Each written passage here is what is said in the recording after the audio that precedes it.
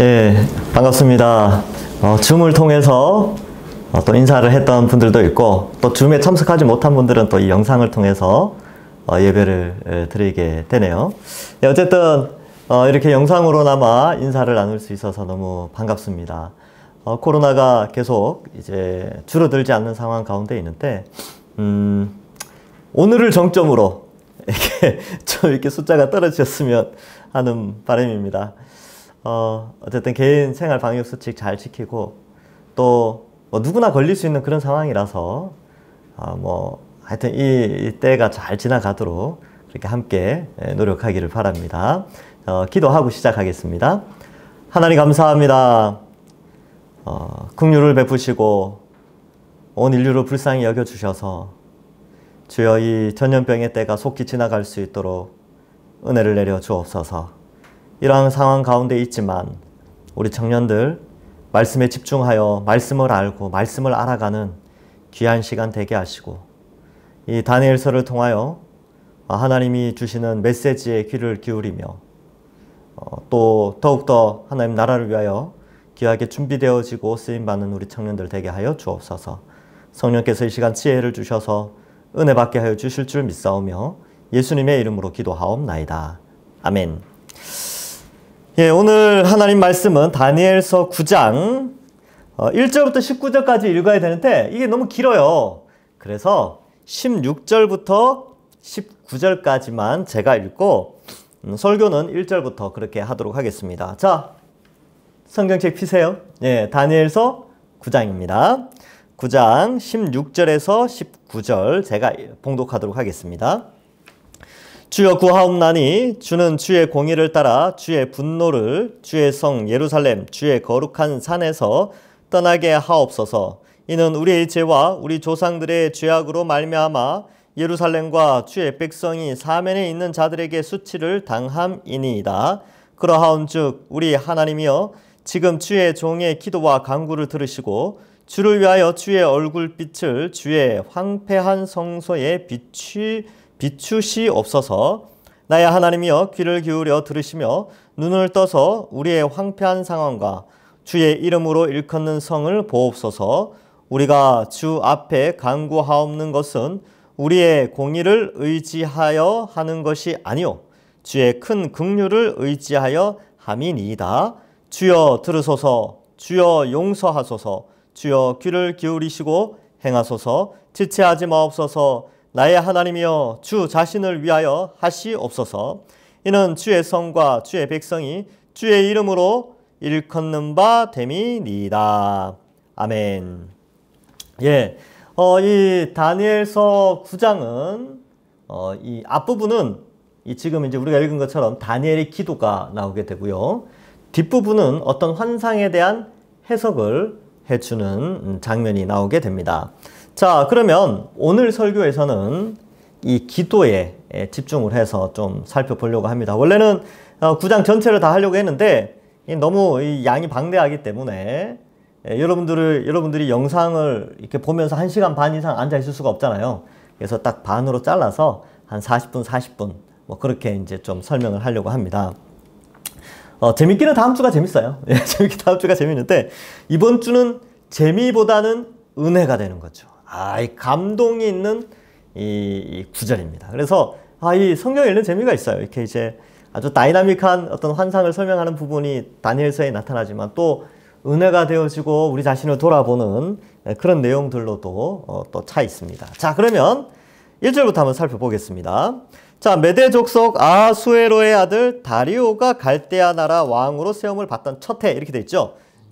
지금 이제 8장에서는 벨사살 왕 3년째죠. 그러니까 요게 이제 BC 550년 정도, 551년, 2년 이때쯤인데 다리오가 왕으로 등극할 때가 BC 538년이에요. 그러니까 이제 8장과 9장 사이의 기간이 거의 한 12, 13년 이렇게 차이가 나게 됩니다. 여러분, 이 앞에 5장과 6장에서 살펴봤듯이 다리오는 언제 등극하느냐 하면 벨사살 왕이 마지막 바벨론 왕으로서 있다가 이 바벨론이 점령을 당하죠. 고레스 군대에 의해서 점령을 당하는데 그 바벨론의 바벨론 지역을 왕으로 세움받는 사람이 고레스가 아니라 다리오가 왕이 되게 됩니다. 그래서 이 다리오는 고레스의 장인이면서 이제 외삼촌이 되죠, 그죠? 그래서 이 다리오가 등극하게 되는데 BC 539년에 점령을 당하고 그 다음 해가 다리오 원년으로 이렇게 봅니다. 그래서 이 연대 측정이 조금 두 가지예요. 그러니까 왕이 되는 해를 원년으로 하느냐, 아니면 왕이 되고 그 다음 온전한 1년을 보내는 그 해가 원년이 되느냐, 그건 뭐 기록에 따라서 조금씩 다르더라고요. 그래서 요 기간이 BC 538년 혹은 뭐 7년 이렇게 되는, 9년 이렇게 되는데, 뭐 대체적으로 538년 정도로 보고요. 그리고 다니엘이 사자굴에 들어가는 장면이 나오죠. 그때가 이 다리오 왕 때입니다. 근데 오늘 이 9장의 내용은 사자굴에 들어가기 전, 그리고 다리오가 등극하고 사자굴에 들어가기 전에 뭐 일어난 사건이 아닌가 이렇게 보기도 하고, 뭐 상관없어요. 그 사자굴에 들어갔다 나왔 후라고 해도 상관이 없습니다. 어쨌든 정치적으로 보면 다리오 왕이 어쨌든 정치를 잘 해보려고 계획하고, 또 이제 메데 페르시아 제국이 이제 세력을 확장해 나가는 그때, 고레스가 아주 위력을 과시하는 바로 그때에 이 다니엘이 성경을 보게 됩니다. 그리고 깨닫게 되는 거죠. 볼까요? 메데 족속 아하수에로의 아들 다리오가 이렇게 했는데, 이 아하수에로는 그 메데 이름, 뭐 페르시아 이름으로는 아스티아게스예요. 아스티아게스. 근데 아스티아게스를 여기에는 아하수에로라고 되어 있죠. 이 아하수에로라는 왕명을 쓰는 왕들이 꽤 많습니다. 그래서 뭐 다리오라는 이름을 쓰는 왕들도 많다고 그랬죠. 그래서 이게 헷갈리면 안 되고, 오늘 이제 BC 538년에 이제 이 아하수에로의 아들, 즉 아스티아게스의 아들 다리오. 이 다리오도 사실 페르시아 이름은 시악사레스 2세예요. 시악사레스 1세는 이 아하수에로의 아버지죠. 시악사레스 1세가 이 아하수에로의 아버지고, 아하수에로는 아스티아게스, 그의 아들은 시악사레스 2세인데 시악사레스 2세가 다리오, 아하수에로가 아스티아게스, 뭐 이렇게 되는 거예요. 뭐 이름 때문에 이게 좀 헷갈려요. 예. 자, 어쨌든 그 첫 해에 곧 그 통치 원년에 나 다니엘이 책을 통하여 여호와께서 말씀하신 말씀으로 선지자 예레미야에게 알려주신 그 연수를 깨달았나니 곧 예루살렘이 황폐함이 70년 만에 그치리라 하신 것이라. 예레미야에 보면 이 포로 생활이 70년이라는 내용이 나와요. 예레미야 25장 11절과 12절에 보면 이런 내용이 나옵니다.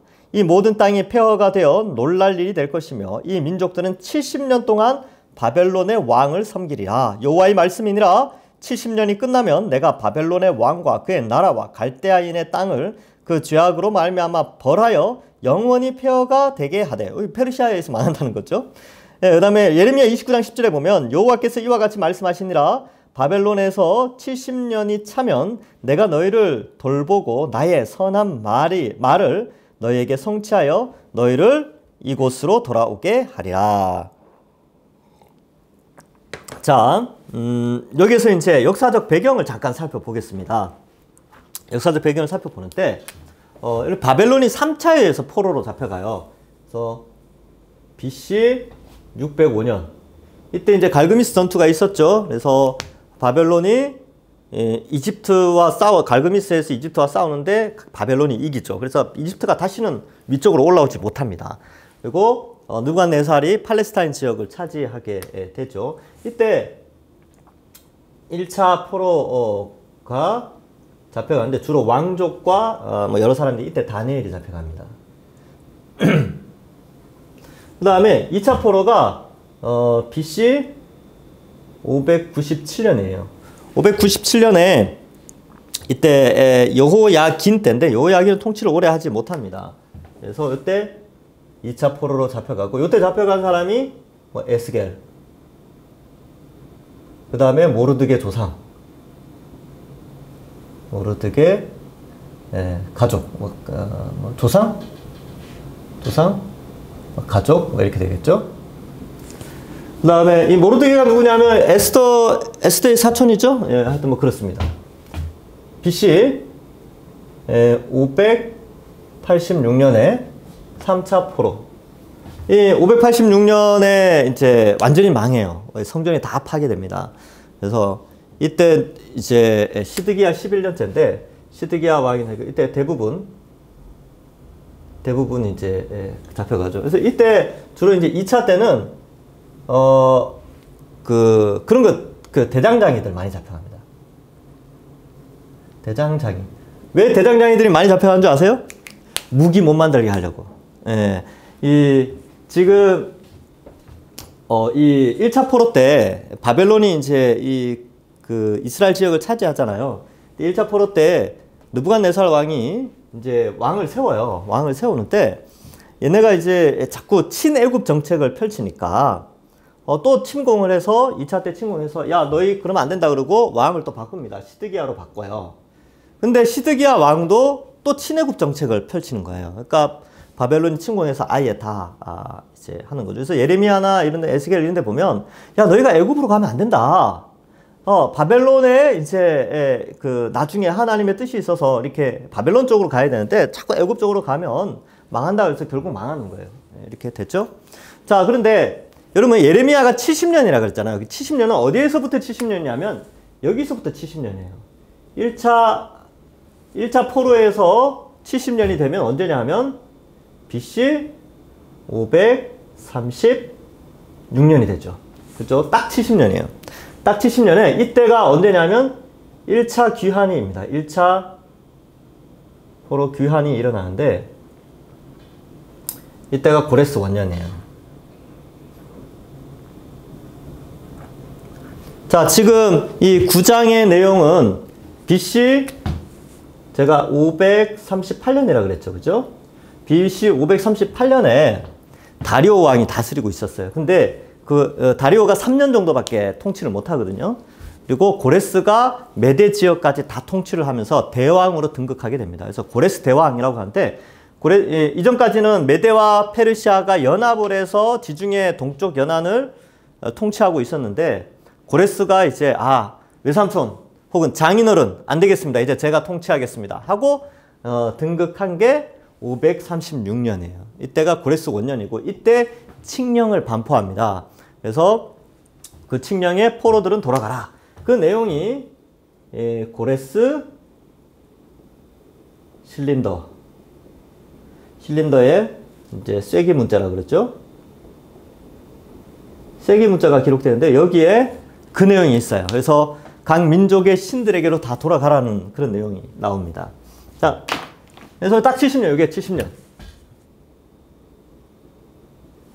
그리고 이제 2차 포로기한, 3차 포로기한이 나오는데 이때 이제 뭐 스룹바벨에 의해서 귀환이 일어나고 2차 때는요. 2차 때는 에스라. 3차 때는 느헤미야. 근데 요 기간은 얼마 안 되는데 여기에서 요 기간은 꽤 길어요. 이건 제가 나중에 알아서 또 알려줄게요. 요 기간이 꽤 깁니다. 자, 근데 에스라를 보면 에스라서에 보면 1차 귀환에 대한 내용도 같이 기록하고 있지요. 그래서 고레스 원년인데 에스라 때는 나중에 페르시아의 한 3, 4대 지나서 아닥사스다 왕 뭐 이럴 때 이제 귀환이 일어나죠. 2차로. 자, 그러면 보겠습니다. 자, 70년 만에 그치리라 하신 것이라 이렇게 되어져 있습니다. 자, 그러면 이제 깨달은 거예요. 예레미야가 이걸 깨달았죠. 70년이 지나면 포로 생활이 끝난다는 것을 깨닫게 됩니다. 여러분, 이 성경이라는 것이 이렇게 유익을 줘요. 지금 이 BC 538년 이거는 이제 포로로 귀환하기 고레스 원년 이 대기 한 2, 3년 전이잖아요. 그러면 다니엘이 여기에 잡혀왔다면 지금 여기 됐다는 것은 거의 68년이 지났다는 거예요. 포로로 잡혀오고 나서 68년쯤 지났으니까 나이가 한 80대죠. 그죠? 80 정도 됐죠? 그러니까 나이가 많을 때에 깨달은 거예요. 이 70년이 이제 얼마 남지 않았구나. 그러면 이 시점에서 BC 538년 시점에서 다니엘은 어떻게 기도하겠습니까? 어떻게? 돌아갈 수 있도록 그 70년의 기한대로 이스라엘이 본국으로 예루살렘으로 돌아갈 수 있도록 해달라는 거겠죠. 그리고 어때요? 이스라엘의 중심은, 구심점은 뭡니까? 이스라엘 백성들을, 유대인들을 중심으로 모으는 구심점은 예루살렘 성전이거든요. 그래서 이 성전에 대한 기도, 포로 귀환에 대한 기도가 이제 나오게 되는 것입니다. 자, 그래서 이 성경은 어떻게 보면 이제 다니엘에게 있어서 예레미야서는 미래를 보여주는 청사진과 같았어요. 그리고 이 세계를 알게 하는, 하나님께서 이 세계를 주장하시고 이 세계를 어떻게 끌고 가시는가를 알려주는 그런 중심에 이 성경책이 있었죠. 뭐 우리도 마찬가지입니다. 우리도 그래요. 성경이 주는 유익이 뭐가 있습니까? 이 성경책을 다 66권을 읽다 보면요, 이 시대를 읽게 되고 미래에 대한 명확한 선이 생기게 됩니다. 그래서 하나님께서 세상을 이렇게 끌고 가고 계시는구나 라는 것을 알 수 있게 되는 것이죠. 자, 3절을 볼까요?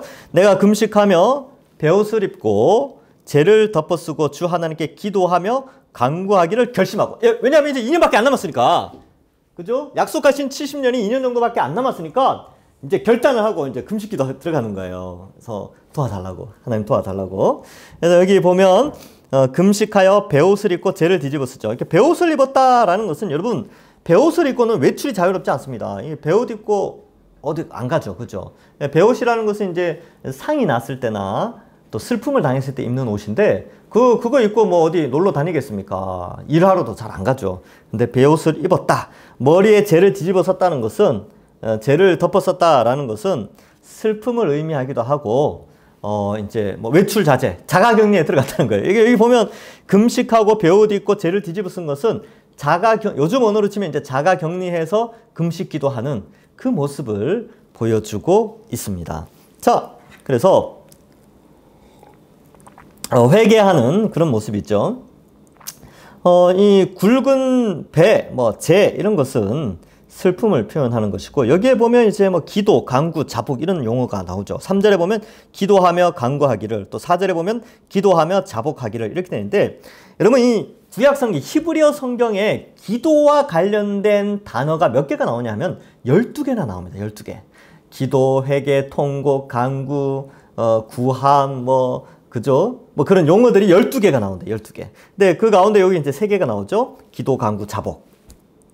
자, 그래서 이러한 이제 이 다니엘이 기도하게 된 이유가 뭔가요? 말씀을 통하여서 하나님의 약속이 눈에 들어오니까 그 약속을 위한 하나님의 영광과 자기 민족의 회복을 위한 기도를 하는 것이죠. 그러니까 기도는요, 언제 나오냐 하면 보통 말씀을 보면 기도가 나와요. 아시겠죠? 그러니까 말씀을 보고 뭔가 깨달으면 기도를 한다니까요. 내가 이렇게 살면 안 되겠구나 라고 기도한다든지, 이야, 하나님이 이런 엄청난 계획을 가지고 있구나 하고 기도한다든지, 그런 거죠. 그러니까 다니엘은 70년의 의미를 깨닫고 기도를 시작했어요. 말씀을 깨닫고 기도를 하는 것이죠. 그래서 우리도 마찬가지입니다. 여러분, 말씀을 읽고 시대를 분별할 때 올바른 기도 제목이 나와요.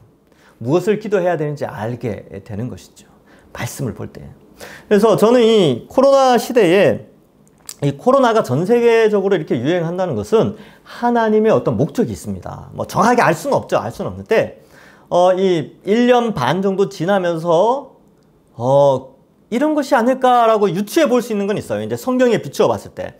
성경에 비추어 봤을 때, 지난 1년 반 동안 전 인류가 어떠한 삶의 패턴으로 살아왔는가를 통하여서 하나님의 계획을 좀 알 수 있는 거죠. 뭘까요?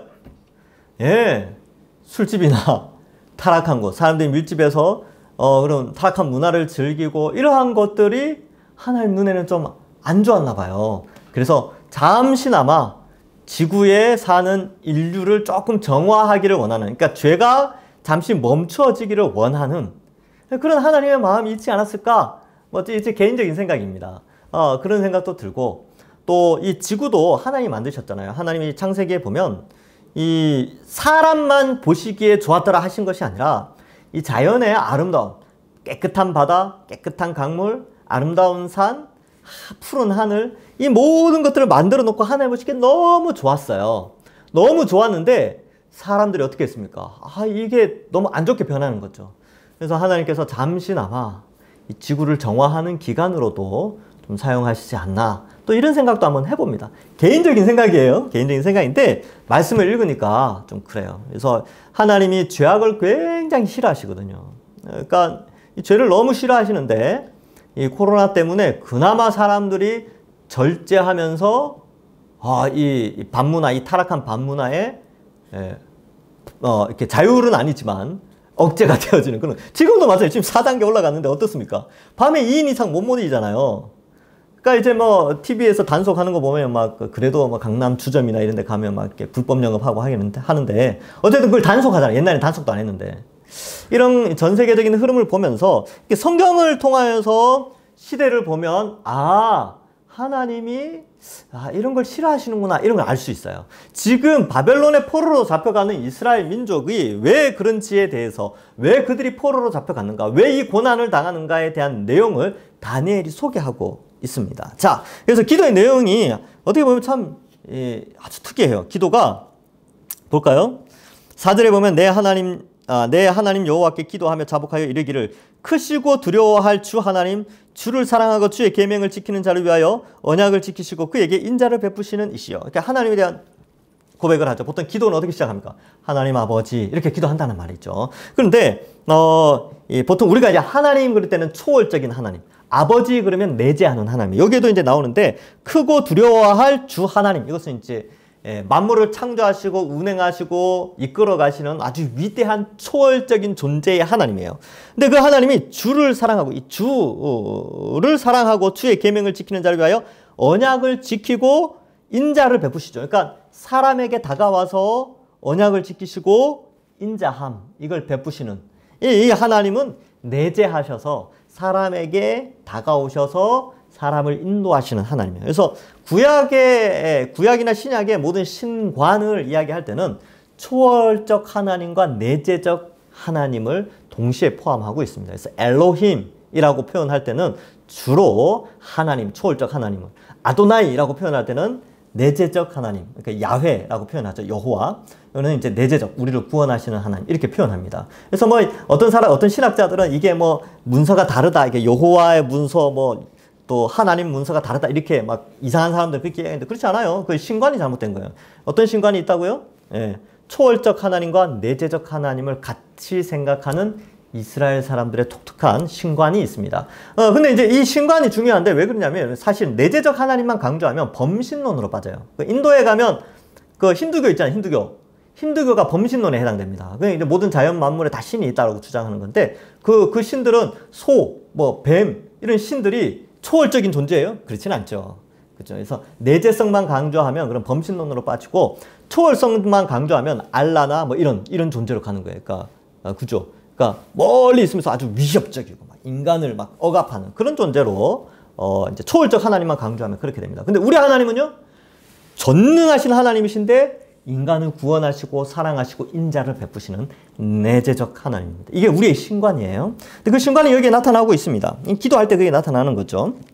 자, 5절에 우리는 이미 범죄하여 패역하며 행악하며 반역하여 주의 법도와 규례를 떠났사오며, 이제 죄를 고백하는 거예요. 죄. 우리는 누구냐 하면 이 다니엘이 아니라 이 이스라엘 민족 자체를 표현하는 거죠. 그러니까 다니엘은 이스라엘 민족 대표로서의 어떤 그런 모습을 나타내고 있는데, 여기 이제 범죄, 패역 이런 단어 나오죠. 범죄, 패역, 행악, 반역 이런 용어들이 나오는데, 범죄라는 단어가 빗나가다라는 것이고, 패역은 이단 사상, 거짓 사상을 따라가는 거예요. 행악은 사악함 이런 뜻이고, 나쁜 거, 진짜 나쁜 거 그런 거예요. 반역은 이제 왕을 저항하는 모반, 역적 이런 죄를 의미합니다. 근데 이런 죄를 지었다는 거예요. 왜요? 6절에 나오죠. 우리가 또 주의 종 선지자들이 주의 이름으로 우리의 왕들과 우리의 고관과 조상들과 온 국민에게 말한 것을 듣지 아니하였습니다. 선지자들의 말을 듣지 않았어요. 옛날엔 성경책이 없었잖아요. 책 비쌌으니까. 그러니까 하나님이 어떻게 하셨냐면 선지자를 보내서 하나님 메시지를 돌아다니면서 이게 이야기를 했단 말이죠. 근데 안 들었어요. 그러니까 오늘날로 치면 오늘날은 선지자를 보내지 않죠. 굳이 선지자를 보낼 필요 없어요. 왜요? 하나님은 성경책을 아주 값싼 가격에 많은 사람들에게 보급해 주셨단 말이죠. 그런데 안 읽어. 안 들어. 이게 이제 이스라엘이 타락했을 때의 모습과 어쩌면 이 시대의 그리스도인들이 타락해져 가는 모습과 상당히 또 관계가 있을 수 있습니다. 성경을 안 읽어요. 성경에 관심이 없습니다. 그러니까 선지자의 외침에 관심이 없었던 이스라엘 사람들처럼 오늘날 사람들이 성경에 무관심하고 교회를 성경과 결부시켜서 생각하지 않고 교회를 그냥 천국 가는 수단 정도로만 생각하고 천국 가기만 하면 되지 성경을 굳이 읽을 필요가 있느냐라고 하는 모순된 이상한 그런 집단으로 이렇게 생각하는 그런 게 돼 있죠. 그러나 그렇지 않아요. 성경 읽어보면 하나님에 대한 신앙, 구원받은 자, 하나님의 백성의 삶은 하나님의 말씀, 성경 말씀, 뭐 옛날에는 선지자의 말이죠. 결코 떠나서는 존재할 수가 없어요. 그래서 이 말씀의 중요성을 굉장히 강조하고 있습니다. 이 다니엘도 그걸 강조하죠. 선지자들의 말을 떠나서 어떤 일이 벌어졌다고요? 범죄하고 패역하고 행악하고 반역의 죄를 지었다. 전민족적으로 타락했다는 거죠. 순종하지 않았어요. 그래서 그들은 당대의 선지자들의 말을 분별하지 못하고 순종하지 않고 믿지 않아서 멸망을 했습니다. 그래서 사람들은 뭐 그때나 지금이나 그래요. 진리의 말씀을 듣기보다는 자기가 듣고 싶어 하는 말을 듣습니다. 그래서 그러면 이런 거예요. 십자가의 길을 걸읍시다. 그러면 그게 좀 듣기 싫은 거야. 이거 예수님 믿고 고난의 길을 걸라고? 손해보라고? 그게 좀 싫죠. 근데 여러분, 예수님이 여러분들에게 복을 주십니다. 앞으로 부자가 될 것입니다. 뭐 이를 투자하십시오. 뭐 100을 갖다 주실 겁니다. 이런 말은 어때요? 아멘 하는 거. 왜? 예수님 믿는 것과 내 탐심을 동시에 채울 수 있으니까. 그러니까 구원도 받고 탐심도 채우는 그러한 것들을 추구하기 때문에 이런 말에는 아주 잘 끌려가요. 그래서 오늘날 강단에서 십자가의 길, 고난의 길을 강조하지 않습니다. 그런 메시지를 강조하면 사람들이 떠나가니까 큰 교회가 될 수가 없어요. 그래서 큰 교회가 되려면 그런 고난받는다, 예수님 믿고 고생해야 된다, 수고해야 된다, 헌신해야 된다 이런 말 많이 하면 안 돼. 큰 교회가 되려면 여러분 예수님 믿으면 복 받습니다. 예수님 여러분들 앞길 지켜주시고 인도해 주시고 뭐 이런 잘 되는 말을 많이 해야 돼. 물론 이제 지켜주시죠. 하나님이 우리를 지켜주신다니까. 우리 앞길이 잘 되어질 거예요. 저는 그렇게 믿습니다. 여러분 앞길이 열려질 거예요. 그런데 동시에 두 가지를 같이 설명을 해야 된다니까요. 동전에 한 면만 있으면 그 동전은 쓸 수가 없어요. 동전은 양면이 존재해야 그것이 화폐의 가치가 있듯이 신앙도 똑같습니다. 우리가 예수님 믿으면 예수님 우리를 보호하시고 지키시고 양육하시고 우리 앞길을 책임져 주신다니까요. 아멘이죠. 저도 믿습니다. 그런데 그러한 하나님의 인도하심과 함께 우리가 주를 위한 헌신, 십자가의 길, 신앙을 지키기 위하여 어떠한 조롱과 고난과 비난도 감수하는 신앙인의 삶, 전도하는 삶을 동시에 살아가야 이게 진짜 제대로 된 신앙의 가치를 가지는 거예요. 근데 너무 한쪽만 강조하면 여기에만 따라가죠. 그래서 여러분 이 선지자들의 말을 들어보면 항상 그래요. 하나님 말씀에 순종하면 복 받는다. 그러나 떠나면 저주 아래 있게 된다. 근데 이 사람들은 복 받는다에만 집중을 해가지고 회개하지 않고 자기 마음대로 살고 막 그랬어요. 그래서 결국 저주 아래에 들어가게 됐지요. 자, 그래서 여러분 십자가의 길과 그리스도인으로 누리는 축복을 항상 같이 우리는 인식을 하고 있어야 하는 것입니다. 자, 그렇다면 사람들은 왜 선지자들의 말을 듣기 싫어했을까요? 옛날 사람들은. 그죠? 왜냐하면 선지자들의 대언하는 하나님의 메시지와 자신들이 그동안 쌓아왔던 철학과 사상과 문화와 가지고 있던 사상들과 상충되어졌기 때문에 선지자의 회개 메시지보다는 자신들의 죄를 위로하는 그런 사상의 메시지를 더 가까이 했기 때문에 그렇습니다. 그래서 선지자들을 핍박했어요. 그래서 예레미야 같은 경우 어땠습니까? 그러니까 가치관이 맞지 않으니까 감옥에 가두죠. 그리고 친구들이 와서 막 때립니다. 다른 제사장이 와가지고 야, 너 다시는 그런 회개의 메시지 그런 거 전하지 마. 막 때리고 막 그랬어요. 그러니까 예레미야 20장 9절에 보면 야, 하나님 저 이제 메시지 안 전하랍니다. 막 그래요. 저 싫어요. 메시지 전하기 싫어요. 그러니까 그 마음에 불이 붙는 것 같아서 견딜 수가 없는 거예요. 내가 다시는 주의 메시지를 전하지 않겠다고 했는데 내 마음에 불 붙는 것 같아서 견딜 수가 없구나. 그 메시지를 전하지 않고는 안 되는 거예요. 그러니까 진리에 접촉한 사람은요, 이 진리를 나타내기 위해서 어쩔 수 없이 그렇게 사는 거예요. 어떡하겠습니까? 하여튼 그렇습니다. 그러면 왜 사람들은 성경을 가까이 하지 않는가? 왜 아니면 성경을 이렇게 가볍게 여기는가? 라고 했을 때 제가 생각을 해봤어요. 왜 오늘날 사람들이 성경을 이렇게 가볍게 여기는가? 성경을 좀 위로받는 책으로 생각해요. 위로받는 책. 그러니까 마음이 외롭고 지치고 힘들 때 성경책을 읽으면 위로받고 내 마음이 안정이 되어지고 위로받는 책. 그 목적만 가지고 있는 거예요. 그러니까 성경을 통하여 죄를 지적해서 바른 길로 가고 책망과 바르게 함과 의로 교육하는 이것보다 그냥 마음 수양 정도. 나 오늘 성경 한 두 장 정도 읽었어. 아우 편안해. 이런 개념으로 성경을 접근하기 때문에 성경에 순종하거나 이런 것들이 좀 둔화되어지는 거죠. 이런 게 좀 있어요. 그래서 제가 이제 이런 거 많이 들었어요. 목사님 교회 오면 설교 시간에 성도들 위로해야지. 그렇게 뭐 십자가나 뭐 고난 이런 거 자꾸 강조하면 성도들 불편합니다. 제가 직접 들었다니까요. 직접 들었어요. 직접. 그래서 제가 그거 듣고 제가 그랬죠. 제가 일부러 그런 것도 아니고 제가 아시다시피 저는 이렇게 쭉 연결해서 설교하잖아요. 옛날부터 그랬어요. 왜냐하면 그런 소리 들을까 봐. 그게 듣기 싫어서 그냥 메시지를 쭉 이렇게 합니다. 그래서 제가 이야기했죠. 예, 맞습니다. 그럴 것도 필요하죠. 그거는 한 2, 3장, 한 3, 4주 지나면 그 메시지 나옵니다. 그러나 지금 요 내용은 그 내용이 아니니까 제가 이렇게 말합니다. 제가 이렇게 했어요. 근데 그 심령이 어떤 심령이냐면 교회 오면 성경은 마음의 위로를 주는 메시지지 뭔가를 책망하고 교훈하고 죄를 돌이키는 그러한 곳으로 교회를 생각하지 않는다는 거예요. 근데 이 당시에 이스라엘이 멸망할 때에 사람들이 어떻게 생각했어요? 선지자는 위로하는 자들이지 죄를 지적하고 하나님의 메시지를 제대로 전하는 자가 아니라고 생각한 거예요. 우리가 성경을 바라보는 인식의 그 관점과 이게 이제 오늘날의 사람들의 관점과 이렇게 좀 연결해 보면 뭐 그때나 지금이나 비슷해요. 하여튼 그렇습니다. 안타깝죠. 자, 그래서 왜곡된 시선으로 성경을 바라보기 때문에 그렇고 우리가 가진 구원에 대한 이해가 너무나 가볍습니다. 뭐 예수님 믿으면 구원받는 거 아니야? 이 정도로만 끝나는 거죠. 그러니까 예수님 믿고 하나님 나라에 들어가는 그 삶의 여정 가운데 어떻게 하나님의 백성으로 살아갈 것인가에 대한 깊은 이해와 구원받은 자의 삶에 대한 깊은 그 자각이 없어서 그래요. 그러니까 성경에 대한 이해력도 왜곡되어지고 가볍게 여겨지는 것이죠. 근데 사실 이렇습니다. 내가 예수님 믿고 천국 백성이 되었잖아요. 그러면 내 생명이 끝날 때까지 천국 백성으로 살아가는 그 사람에게 천국이 보장된 거예요.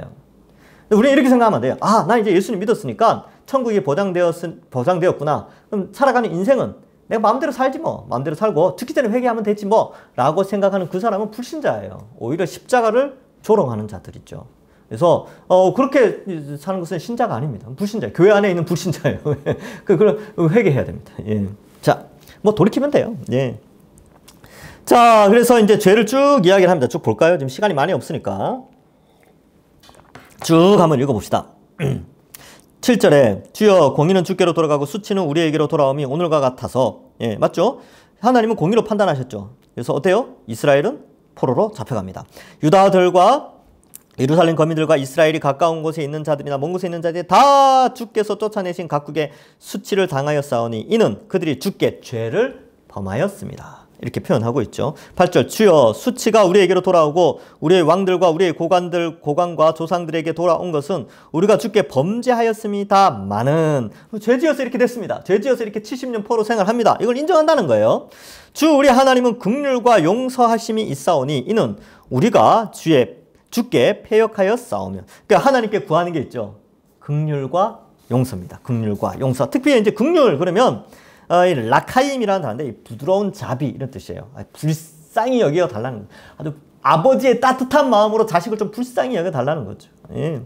저도 그래요. 되게 자식이 미울 때가 있어요. 나쁜 짓 하고 막 아버지 이렇게 저한테 막 대항하고 저를 막 무시하고 이럴 때 어린 놈이 어린애가 아빠를 무시한다니까요. 그러니까 이제 왜냐하면 이게 자기에게 이렇게 자기 요구가 잘 들어지지 않을 때 그런 표현을 하더라고요. 그래서 이게 인간 본성 가운데 죄가 있구나. 이게 아무리 말씀으로 잘 키운다고 하지만 그 본성의 죄가 한 번씩 드러날 때가 있구나. 그런데 아이잖아요. 아직 어리고. 그러니까 내가 이 아이에 대해서 혼을 내야 되겠다라고 혼을 내고 매를 딱 들려고 하는 순간 어때요? 어떤 마음이 생기냐면 긍휼의 마음이 또 생기는 거예요. 긍휼의 마음. 어리니까 그럴 수 있겠다. 불쌍하구나. 또 그 어린 것을 또 어떻게 때리겠습니까? 그죠? 그죠? 어릴 때 딱 한 번밖에 안 때렸어요. 한 2살 땐가 3살 땐가. 그 애가 태어나서 엄마를 딱 엄마 얼굴을 때리더라고요. 제가 그때 매를 댔어요. 너 이거 나쁜 거야 하고 매를 한 대 딱 때렸거든, 한 대. 근데 그 뒤로 절대로 엄마한테 함부로 안 합니다. 이제 매를 딱 잡고 싶은 때가 한 번씩 있어요. 1년에 한 번 정도. 근데 긍휼의 마음이라는 게 있어요. 아버지에게는. 딱 보면서 이제 부러운 자비감이 생기는 거죠. 그래서 매를 내려놓고 가르치는 이런 부분이 있는데 이 긍휼이에요. 그때 쓰여지는 긍휼. 이 단어가 부드러운 자비, 아버지에게서 아버지가 자녀에게 베푸는 긍휼, 그런 뜻이에요. 그래서 이 다니엘이 하나님께 그 긍휼을 구하고 있어요. 긍휼과 용서, 이 용서는, 이 단어는 구약 성경에 세 번만 나옵니다. 살라하트라는 단어인데 이게 일반 다른 용서와 달라요. 이 용서의 단어는 이 뭐냐면 깊은 용서입니다. 깊은 용서. 아주 깊은 용서를 요구하고 있는 거예요. 왜냐하면 이 죄악이 워낙 크니까 하나님의 깊으신 용서를 구하고 있어요. 딱 3번 사용되는데 느헤미야와 시편에서 이 단어가 각각 또 한 번씩 사용되어집니다. 자, 계속 볼까요? 하나님 이 긍휼과 용서, 아버지의 마음으로 우리에게 깊은 용서를 허락해 주십시오. 이렇게 기도하죠. 10절. 우리 하나님 여호와의 목소리를 듣지 아니하며 여호와께서 그의 종 선지자들에게 부탁하여 우리 앞에 세우신 율법을 행하지 아니하였음이니이다. 말씀을 안 지켰다는 거죠. 온 이스라엘이 주의 율법을 범하고 치우쳐 가서 주의 목소리를 듣지 아니하였으므로 이 저주가 우리에게 내렸으되 곧 하나님의 종 모세의 율법에 기록된 맹세대로 되었사오니 이는 우리가 주께 범죄하였습니다. 이게 주께 범죄하였다는 내용이 굉장히 많이 나오죠. 여기 보면 이제 그 범죄가 뭐냐면 선지자의 말을 듣지 않았는데 그것은 율법을 행하지 않은 걸로 가게 됩니다. 그러니까 이 범죄함은 말씀을 지키지 않음, 즉 하나님의 뜻대로 살지 않은, 하나님 뜻을 순종하지 않은 삶을 설명하고 그것으로 말미암아 저주가 임하죠. 이 11절에 나오는 저주라는 단어는 신명기 28장 이하에 나오는 그 저주를 설명합니다. 그래서 하나님께서 모세에게 가나안 땅에 들어가면 에발산과 그리심산 사이에서 축복과 저주에 대한 메시지를 선포하라고 이야기하거든요. 그래서 말씀에 율법에 순종하면 축복을 받고 순종하지 않으면 저주를 받는다, 이런 표현을 하는데 그 말씀에 순종하지 않음으로 말미암아 저주를 받게 되죠. 그럼 이 신약 시대로 넘어오면 누가 저주받습니까? 하나님의 말씀이 뭡니까? 바로 예수님을 믿는 자들에게는 축복, 영생 복락이 있고 예수님을 믿지 않는 자들에게는 저주가 있죠. 영원한 저주. 그 저주가 뭐예요? 지옥 천국이죠. 이런 개념으로 우리가 받아들여지게 되는데, 그럼 우리 말씀에 순종해서 예수님을 잘 믿어야 돼요. 예수님 믿고 그 예수님 뜻대로, 예수님이 가르쳐 주신 대로, 하나님이 가르쳐 주신 그 말씀대로 우리는 순종하며 살아가야 하는 것입니다. 자, 그래서 이제 12절부터 15절을 볼까요? 주께서 큰 재앙을 우리에게 내리사 우리와 및 우리를 재판하던 재판관들을 쳐서 하신 말씀을 이루셨사오니 온천에 예루살렘에서 일어난 일 같은 일이 없나. 예루살렘이 이제 다 파괴되어졌어요. 파괴되어지고 멸망을 당했죠. 13절. 모세의 율법에 기록된 대로 이 모든 재앙이 이미 우리에게 내렸사오니 우리는 우리의 죄악을 떠나 주의 진리를 깨달아 우리 하나님 여호와의 얼굴을 기쁘게 하지 아니하였나이다. 그러니까 원래 말씀을 잘 지키고 여호와를 기쁘게 하는 것이 이스라엘의 삶의 모습인데 그렇게 하지 않았다는 것이죠. 그래서 여기에서 이제 보면 이제 회개가 뭐냐? 회개. 결국 회개는 말씀을 가까이 해야 돼요. 그리고 말씀대로 살려고 노력해야 되고 하나님을 기쁘시게 하는 자가 회개하는 자예요. 진짜 회개는 그거라는 거죠. 그럼 말씀을 좀 가까이 하셔야 돼요. 정말 100년 전, 200년 전 믿음의 선배들이 우리의 모습을 볼 때 얼마나 마음 안타까워 하겠습니까? 너무 말씀을 안 보는 시대. 왜 이렇게 말씀을 안 볼까 하니까 다른 게 볼 게 너무 많아요. TV도 봐야 되고 인터넷도 봐야 되고 막 핸드폰도 봐야 되고. 그러니까 이 손안에 컴퓨터인 그죠? 스마트폰이 생기고 나서부터 사람들이 성경책 더 안 읽는 것 같아. 그죠? 거의 안 읽어요. 왜냐면 볼 게 너무 많으니까. 유튜브 그러니까 볼 게 너무 많으니까 성경을 안 보는 시대가 돼버린 것이죠. 그래서 문자 이해력이 굉장히 떨어지죠. 30년 전과 지금의 청소년들의 문자 이해력 이런 거 보면 말할 것도 없어요. 아이들이 워낙 인터넷, 유튜브나 이런 거에 익숙해지다 보니까 책이나 글을 통하여서 습득되어진 지식이 너무나 현저히 떨어지는 그런 상황이 있습니다. 책을 읽읍시다. 이게 옛날 이 프로가 생각나네요. 어쨌든 우리는 성경을 가까이 해야 됩니다. 회개의 시작은 말씀으로 돌아가는 거예요. 자, 그래서 15절, 14절에 볼까요? 그러므로 여호와께서 이 재앙을 간직하여 두셨다고 우리에게 내리게 하셨사오니 우리 하나님 여호와께서 행하시는 그 모든 일에 공의로우시나 우리는 그 목소리를 듣지 아니하였다. 이렇게 되어 있죠. 15절 강한 손으로 주의 백성을 애굽 땅에서 인도하여 내시고 오늘같이 명성을 얻으신 주 하나님이여 우리는 범죄하고 악을 행하였습니다. 계속 이제 죄를 고백하는 거예요. 죄를 계속 고백하죠. 그리고 어때요? 16절 오늘 본문이죠. 주여 구합니다. 주는 공의를 따라 주의 분노를 주의 성 예루살렘 주의 거룩한 산에서 떠나게 하옵소서. 이는 우리 죄와 우리 조상들의 죄악으로 말미암아 예루살렘과 주의 백성이 사면에 있는 자들에게 수치를 당합니다. 자, 이제 기도의 본격적인 간구가 나오죠. 뭐야? 첫 번째는 우리가 죄를 지었습니다. 죄를 용서해 주십시오. 두 번째 용서해 주십시오. 세 번째는 그러나 긍휼을 베푸셔서 예루살렘을 회복해 주십시오. 이런 거예요. 예루살렘. 그러니까 이제 2년 후니까 이제 2년밖에 안 남았으니까 이제 다니엘은 계속 기도하는 거죠. 하나님 2년 남았습니다. 얼마 안 남았습니다. 예, 예루살렘을 회복시켜 주십시오. 예루살렘 회복해 달라는 것은 포로들을 귀환해서 다시 예루살렘, 옛날의 이스라엘이 회복될 수 있게 해달라고 기도하는 것이죠. 근데 이미 앞에서 이제 여러 가지 환상이나 이런 걸 통해서 어느 정도는 알고는 있었어요. 그러니까 이스라엘이 회복될 것이라는 어느 정도 알고 있었는데 정확한 연수를 알지 못하는데 포로로 잡혀간 지 한 68년쯤 지나서 이제 정확하게 안 거죠. 이 예레미야의 뜻을 깨달은 거예요.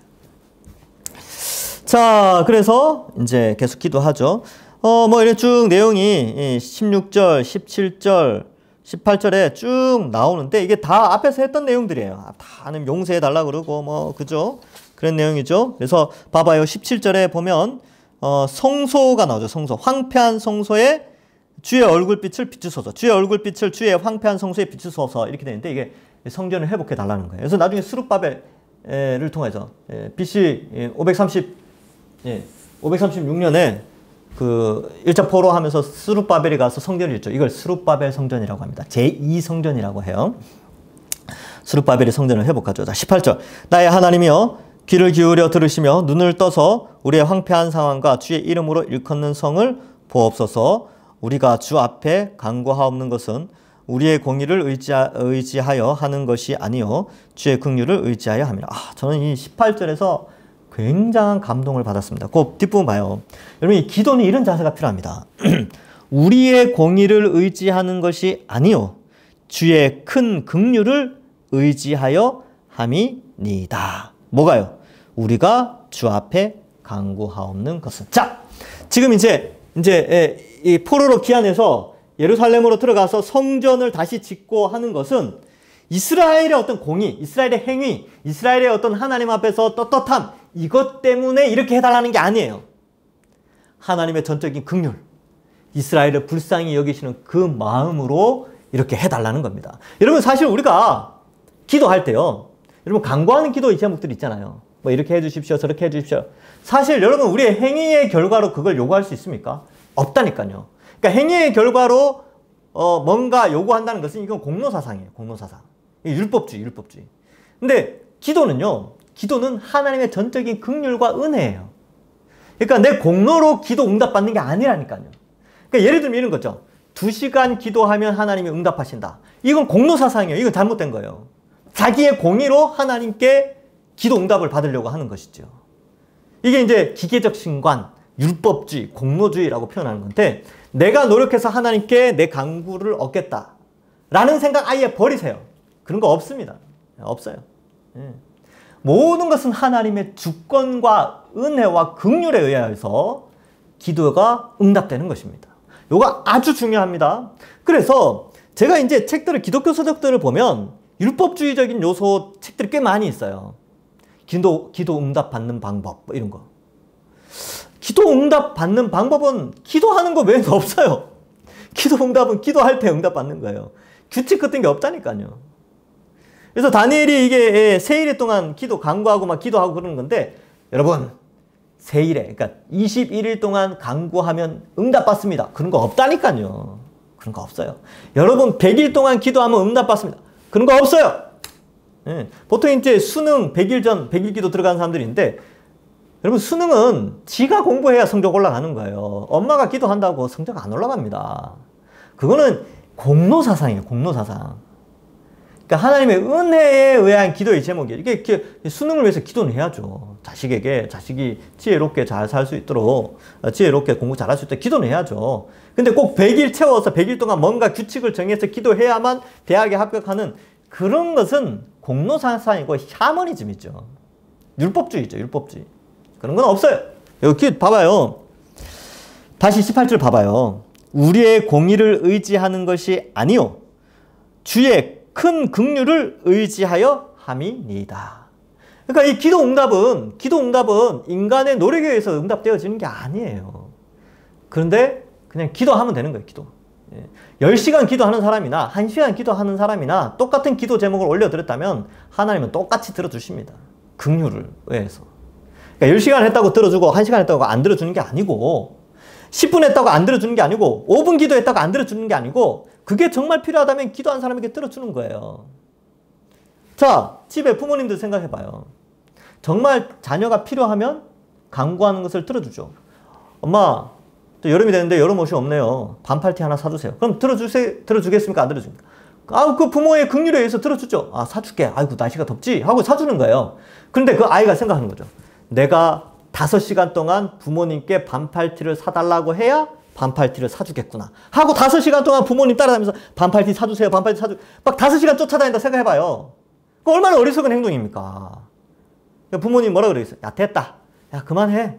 괜찮아. 다 들어준다니까. 또 따라와. 그러니까 무슨 생각이야? 얼마나 부모를 안 믿으면 5시간 동안 기도해야 들어주시겠구나. 이 생각을 하냐는 거예요. 잘 생각해봐요. 정말 하나님이 살아계시고 우리 기도를 다 들어주신다면 1분을 하든 10분을 하든 1시간을 하든 10시간을 하든 하나님은 다 들어주십니다. 다 들어주세요. 필요하면 응답해 주시죠.